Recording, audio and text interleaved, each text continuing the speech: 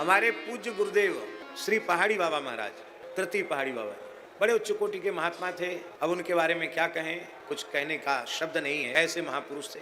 एक दिन हमको कुछ उन्होंने साधन बताया था, और जहां हम रहते थे सुदाम को वहां एकांत नहीं था, तो बोले देखो एकांत में ये कमरा तुम्हारे लिए साफ करा दिया है, यहाँ सवेरे 4:30 बजे आ जाया करो, तो 4:30 बजे से लेके 6 बजे तक तुमको यहीं बैठना है। कुछ बताया था, अपने बैठे रहते थे आंख मूंद के। तो एक दिन नियम करके हम जैसे ही आए बैठे, महाराज जी नीम के नीचे बैठे थे, तो दंडवत किया, बच्चा इधर इधर की ओर पीट कर उन्हें कर दिया।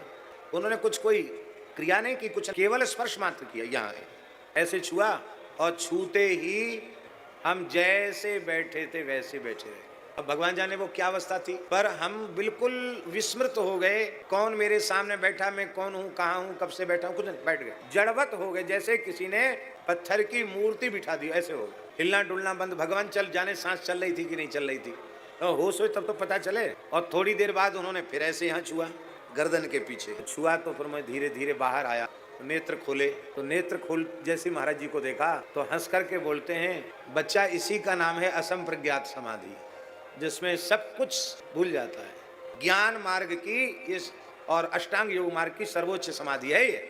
देखो अभी तो मैंने अपने संकल्प से अनुभव करा दिया, अब साधन करोगे तो वहां तक पहुंचोगे। बस कह के मौन हो गए।